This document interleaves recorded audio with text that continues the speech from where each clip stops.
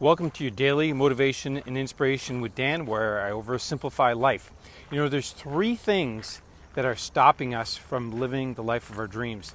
And these three things are all around us, happening to us all of the time. We can see them, but we don't realize what they're doing to us.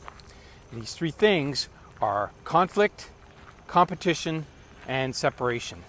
So conflict we can see between countries. We can see it in our neighborhoods, we can see it in our community, we can see it amongst our families. And competition, well, we see that on television all the time. Sporting events, you know, they're happening all the time. And separation, wow. I mean, we are experiencing ultimate separation. Borders are closed. We're not allowed to even interact with folks without a mask and all sorts of things. So if you think about it, those three things are the things that cause us the most problem and that keep us in a state of separation, conflict, competition with each other, and guess what? Stopping us from living the life of our dreams. So we can live the life of our dreams, but we have to recognize these things for what they are. And then we have to focus our attention on solving them, or at least in our own family, or our own house, or we have to ignore them. So, I mean, we can definitely ignore sporting events. We don't have to watch it. You know, my neighbors were watching some in the backyard the other day, and, you know, I don't have to participate in that. But here's the thing.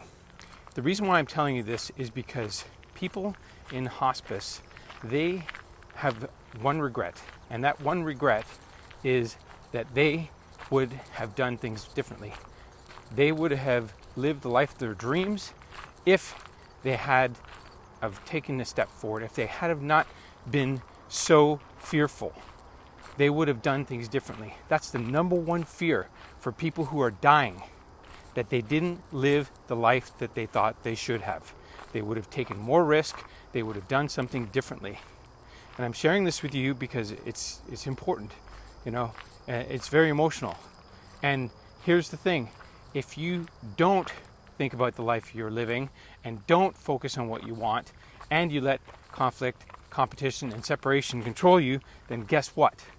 That's going to be how your life is. And that's not fun at all.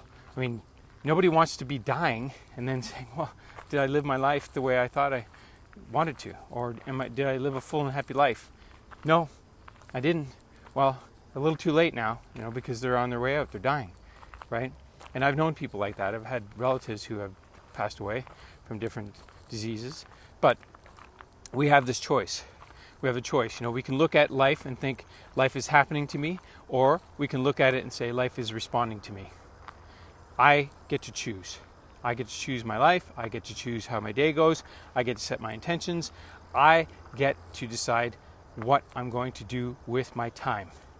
And that's the critical factor. If you're not thinking about what you're doing with your time, you're missing out on everything. If you don't have a calendar full of family things, full of fun times, and you know things that you like to do, whether you have a business or a career, you have to plan your calendar, think about it, focus on it, and then do it.